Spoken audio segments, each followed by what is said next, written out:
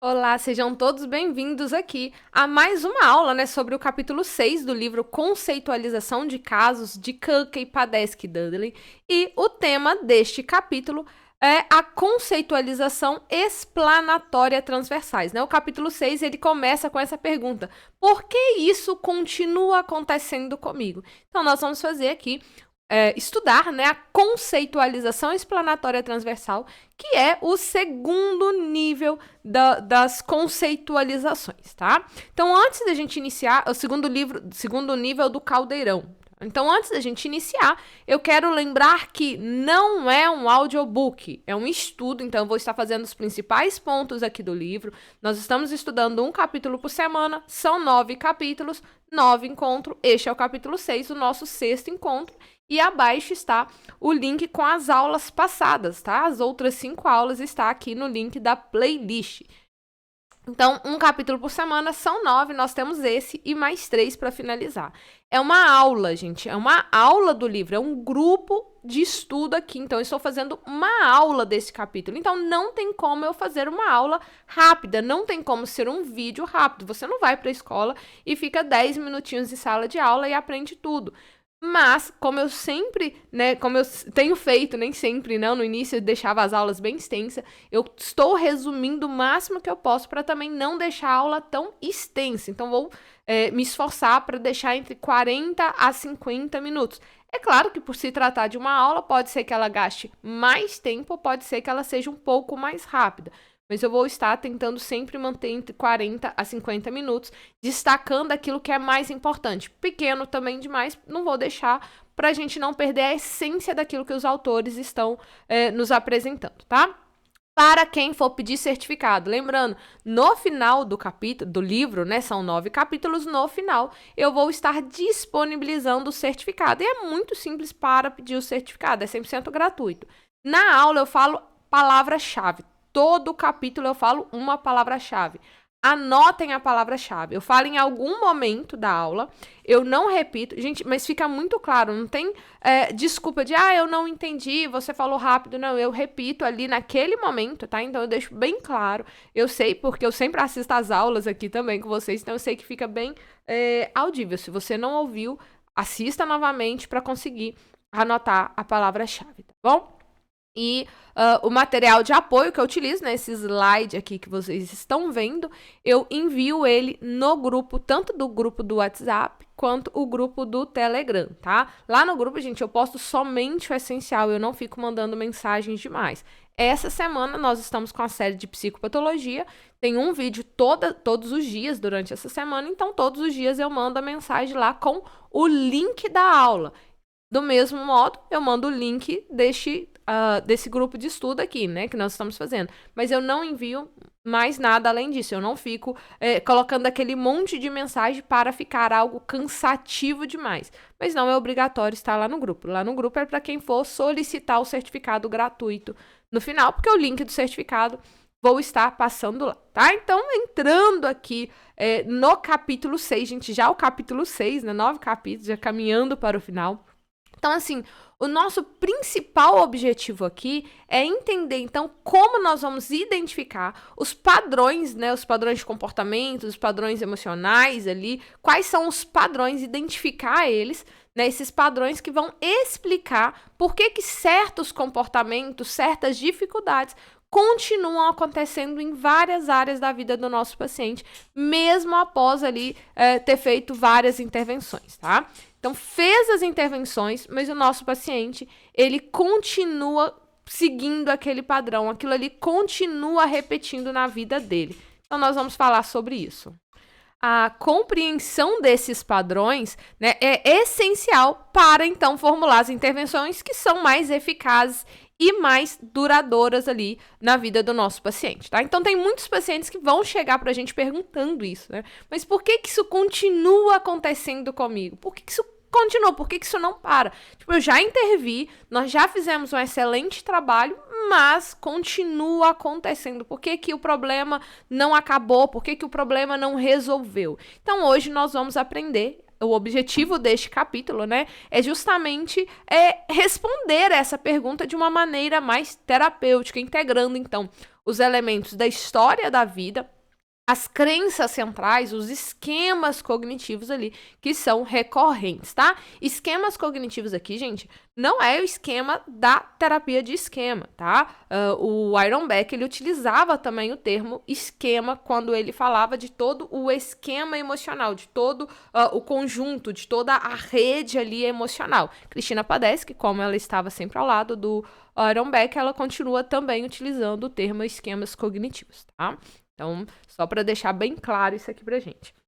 Então, nesse capítulo, gente, os autores, eles vão continuar acompanhando o caso do paciente Mark, tá? E, como eu sempre indico, leiam o livro, não fiquem somente com aquilo que eu falo. Eu tento trazer aqui as partes mais importantes, as partes essenciais, mas não fique somente com isso aqui que eu falo. Aprofundem o conhecimento para que lá o livro vai trazer o caso do Mark assim, de uma maneira maravilhosa, detalhada, de uma maneira incrível. Então leiam, assistam com calma para que vocês consigam acompanhar, para que vocês consigam entender, tá? Então, a maioria dos clientes, né, o Mark também, ele quer saber por que ele continua tendo dificuldades, especialmente ali quando ele tem uma queda de humor que é decorrente da tristeza. Na aula passada, no capítulo 5, né, os terapeutas ali fizeram um excelente trabalho com o Mark na conceitualização descritiva, já fizeram várias intervenções, mas por que o problema não se resolve? Por que continua?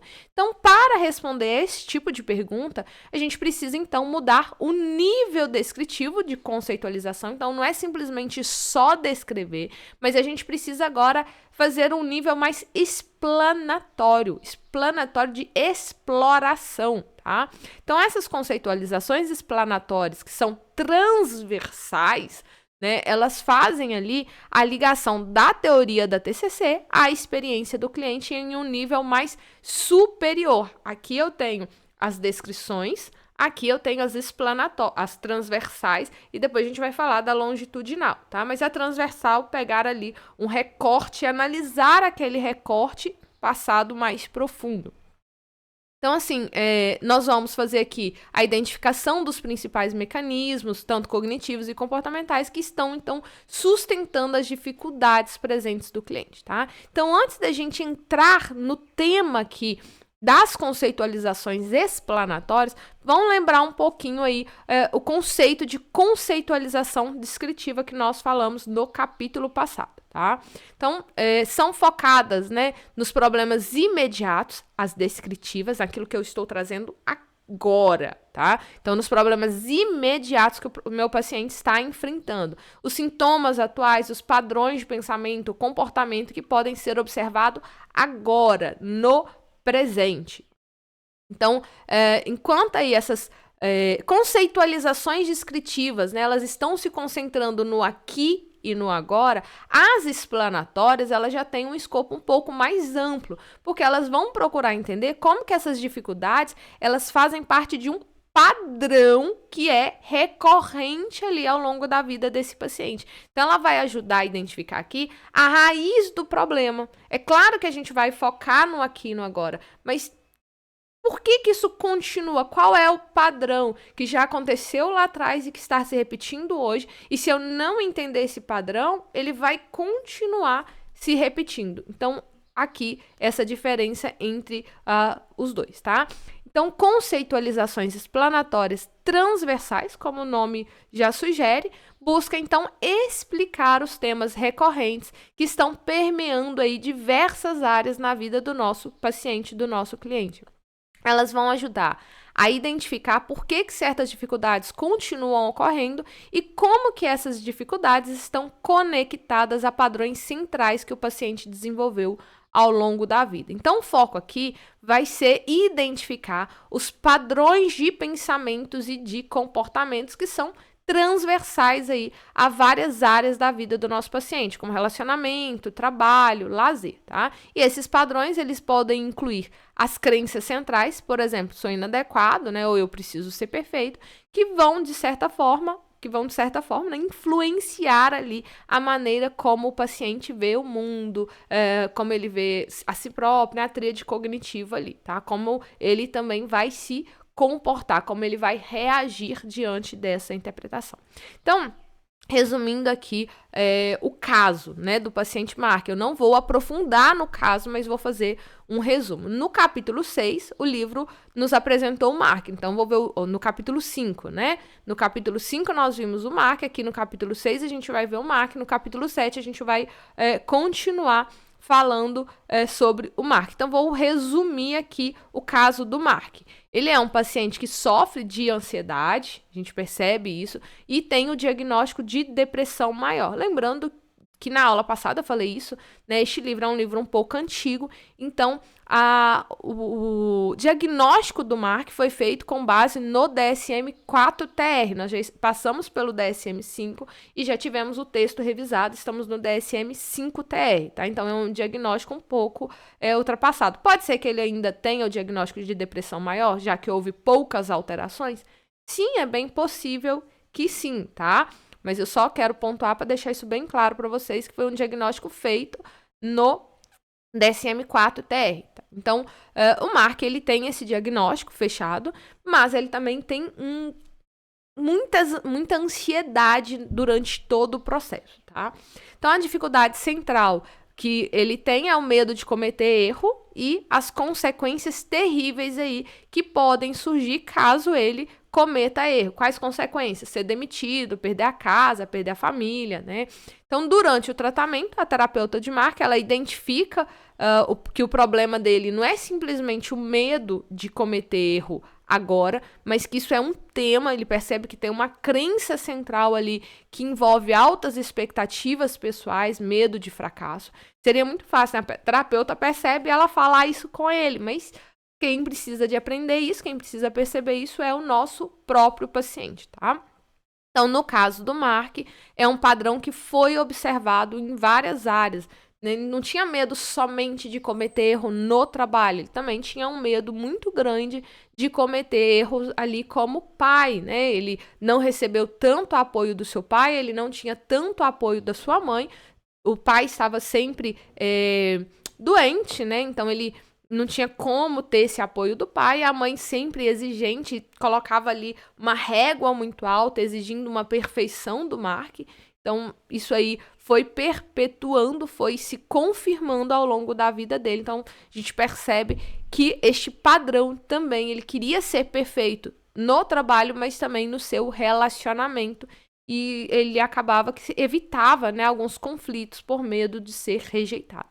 Então, a terapeuta, gente, estou resumindo aqui com as minhas palavras, tá? Leiam para vocês entenderem bem direitinho o caso do Mark, porque é extremamente interessante o caso de Mark. Eu achei assim, extremamente didático a maneira que o livro apresenta o caso do Mark.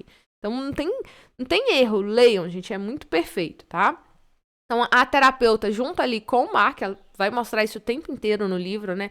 A questão da colaboração. Eles vão formular uma hipótese cognitiva sobre as crenças centrais.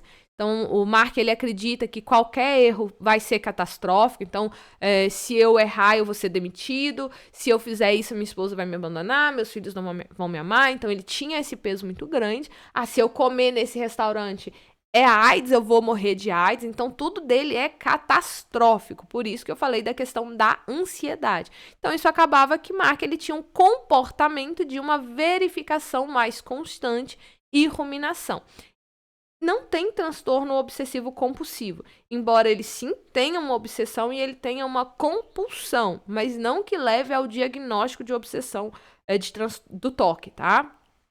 Então, isso aqui, essa verificação, né, essa ruminação, alimentava o ciclo de ansiedade, porque ele nunca se sentia seguro, ele nunca estava confiante, né, mesmo que ele verificasse o tempo inteiro ali a preocupação com a casa, a preocupação com o gás, a preocupação com o copo, né, se ele comesse fora de casa, ele nunca estava satisfeito, ele não se sentia seguro. Conferi, vi que está tudo bem, mas ainda assim eu acho que está errado, tem um padrão, tem algo que está errado, tá? Então, esse padrão de Mark, ele era mantido por um mecanismo disfuncional de verificação constante, onde ele sempre checava as ações para evitar cometer erros.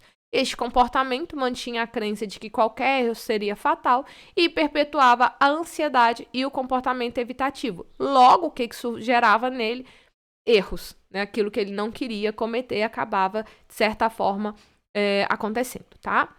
Então, a investigação, gente, desses fatores que vão explicar aqui essa dificuldade do paciente, essa investigação explanatória, ela pode ser feita de várias maneiras, tá? Mas nós vamos seguir aqui o que os autores vão nos propor, que são 4 etapas. Tá?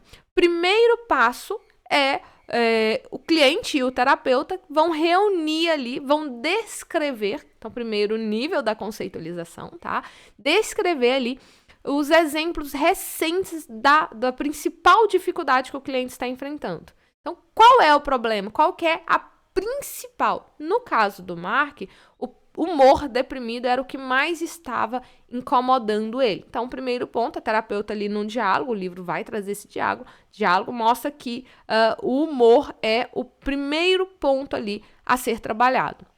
No segundo passo, a terapeuta ela vai verificar ali com ele se as experiências específicas do cliente se encaixam dentro do modelo da TCC, que são comprovados, tá? Perceba que ela não pega ele e encaixa ele, a teoria de qualquer maneira, ela quer ver se aquilo ali faz sentido. Então, a terapeuta ali junto com ele começa a buscar ali os exemplos para entender o que está desencadeando, o que está mantendo. Então, ela vai aplicando aqueles padrões que nós já falamos na aula passada, né? Aqueles modelos ali, modelo de 5 partes, RPD. Então, ela vai aplicando tudo isso aqui no paciente, tá?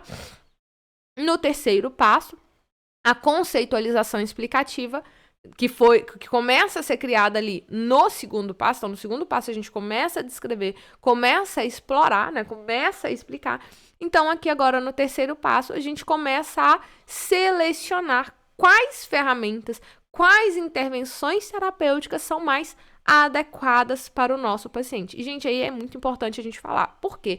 Conceitualização, ela é maravilhosa e a gente precisa da conceitualização para a gente conseguir entender. Porque se eu não sei o que é eu sempre falo isso com meus alunos, conceitualizar é dar conceito. O que é conceito? Dar um nome àquilo ali. Se eu não sei o que é a depressão do meu paciente, como que eu vou tratar se eu não sei o que é depressão para este paciente? Tá? Então, assim, a conceitualização, ela é maravilhosa. Ela precisa me seguir, ela serve para mim como um mapa que me direciona um rumo, tá? Só que a conceitualização sozinha, ela não vai melhorar o bem-estar da pessoa. Ela vai ajudar ele a ter uma visão mais ampla, ela vai abrir os olhos dele ali para entender o que está acontecendo, mas ela em si não resolve o problema do meu paciente, tá? Então, não é útil que você gere um insight ali no seu paciente, agora eu me entendo melhor e tá tudo bem. Não, ele vai falar, olha, eu me entendo melhor, mas eu não me sinto melhor, né? Então, se fosse só a conceitualização, a gente, ao entender, ao descrever o problema, o seu paciente está maravilhosamente bem. Mas nós precisamos. O propósito da conceitualização é criar essa compreensão, sim, das dificuldades, é o entender aquilo que está acontecendo, mas para me facilitar o processo de escolha das intervenções. Porque agora que eu entendo, agora que eu compreendo quais são as dificuldades, eu posso agir. Então, perceba como que é aqui bem diferente. Tem um objetivo muito grande, tem um objetivo muito claro, tá? Então, um indicador de que a conceitualização de caso ela é realmente boa é quando ela te direciona para intervenções que são apropriadas para o caso do seu paciente, tá bom? E aí, por fim, o quarto passo vai envolver, então, pegar esses resultados dessas intervenções e avaliar, que é o feedback. Então, eu vou avaliar se a explicação dada na conceitualização faz sentido ou não, se precisa de ser reajustado, ajustado ou não. E aí, a gente vai, então, revisando a conceitualização. A feedback, ela fala que a conceitualização, ela precisa estar em um desenvolvimento contínuo. Significa que eu sempre vou estar desenvolvendo a conceitualização. Então, aqui a Padesky e os outros autores vêm falar justamente. Ela precisa ser revisada, ela precisa ser verificada se está certo, se faz sentido, porque nós somos seres humanos. A gente muda, a todo momento a gente muda, tá? Então, é um processo que é contínuo, e aí cada etapa vai oferecer informações que podem confirmar ou modificar aí aquilo que eu já tinha feito anteriormente, tá? Aproveitando aqui, gente, palavra-chave dessa aula, tá? Processo, perdão. Então, capítulo 6, palavra-chave é processo, tá bom? Processo, palavra-chave. Então, o processo de desenvolvimento das conceitualizações explanatórias transversais, ele é construído com base nas informações usadas nas conceitualizações descritivas, ou seja, né, nós precisamos fazer o primeiro nível de conceitualização antes. Então, primeiro, eu preciso descrever para depois eu poder explorar ali aquilo que eu descrevi. Porque se eu não descrevo, eu vou explorar o quê? Eu vou explorar, mas você vai explorar o quê? Eu preciso saber o que eu estou explorando.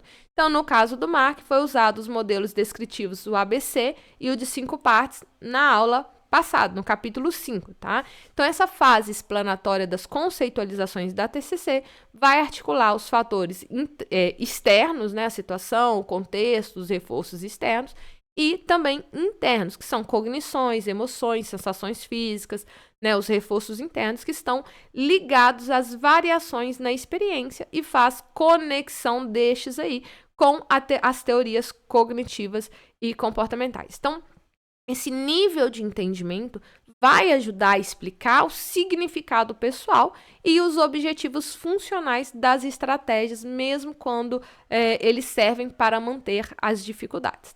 Então, uma forma da gente avaliar se a conceitualização explanatória emergente ali, né, para avaliar se ela é boa, se ela está sendo funcional ou não, é ver também se ela explica o começo da dificuldade lá atrás, como eu falei. Eu descrevo na descritiva aqui, agora. A explanatória eu começo a explorar, transversal, pedaços. Começo, então, a ver se isso aqui está descrevendo aquele pedaço, aquela fase da vida do meu paciente, tá?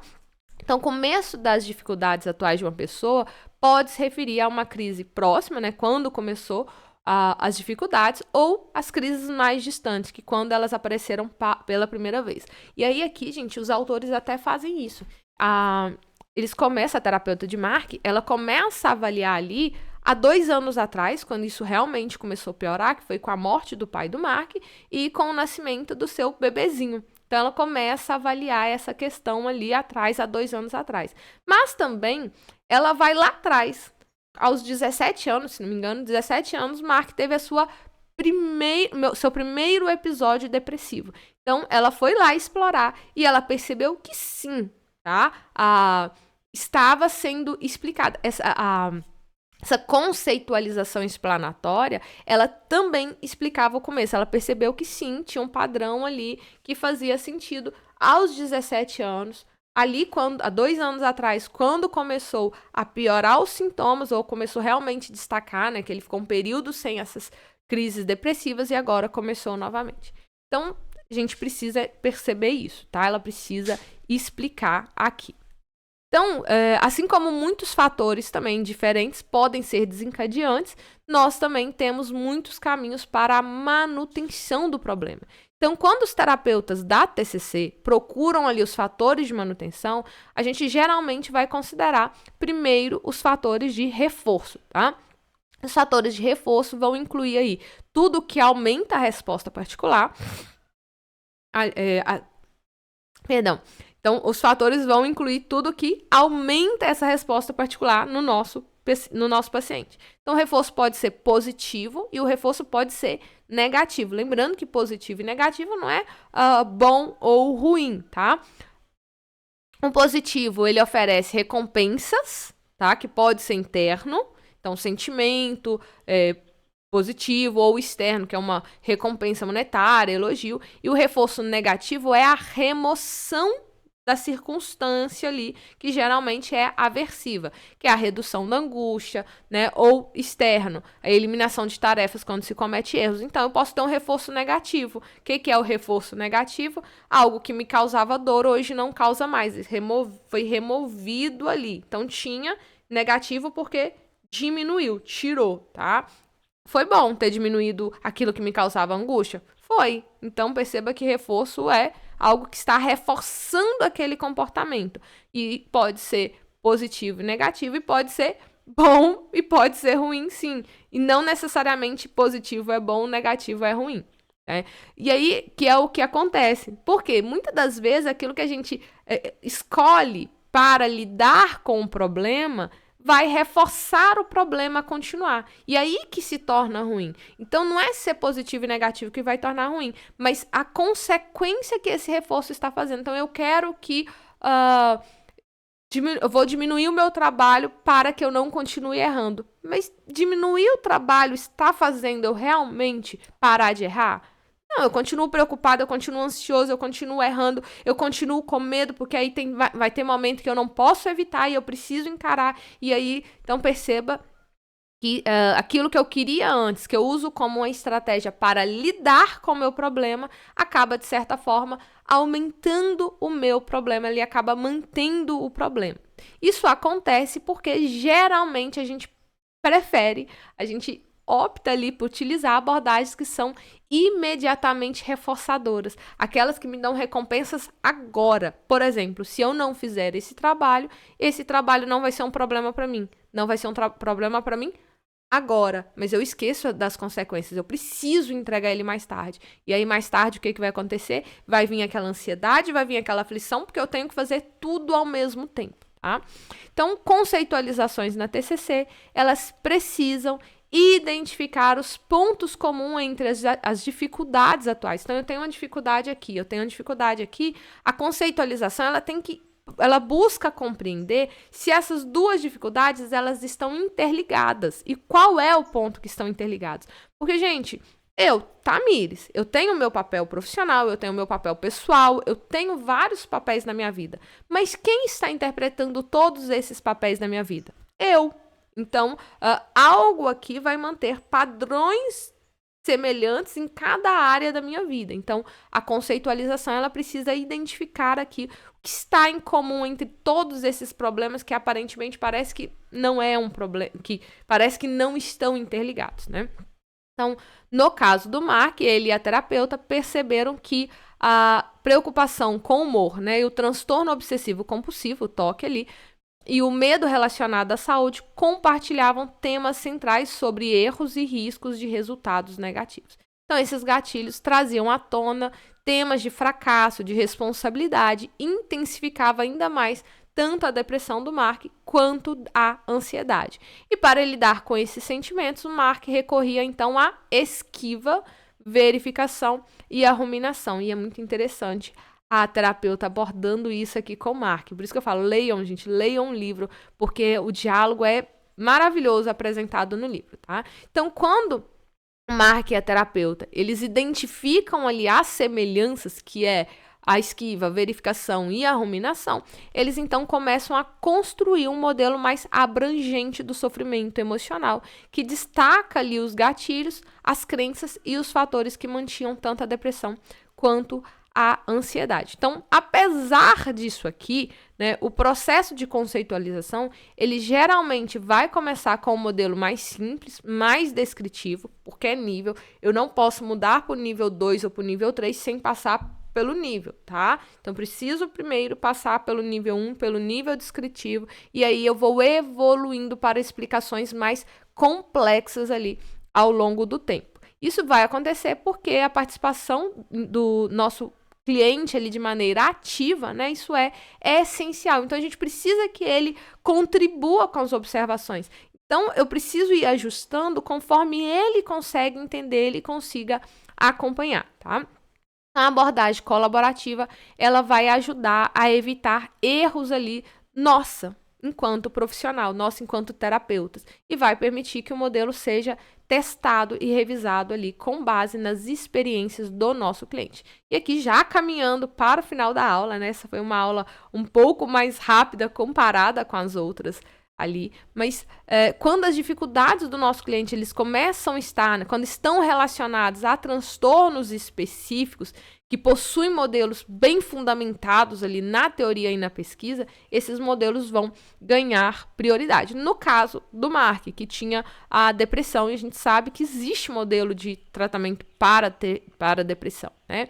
Então, no caso, a terapeuta ela testa diferentes modelos explicativos ali baseados no humor, comportamento de verificação e o medo de HIV. Então, com isso, eles chegam a um plano de tratamento personalizado, motivando o Mark a seguir o processo terapêutico. E aí, gente, já vou deixar até aqui um spoiler, né?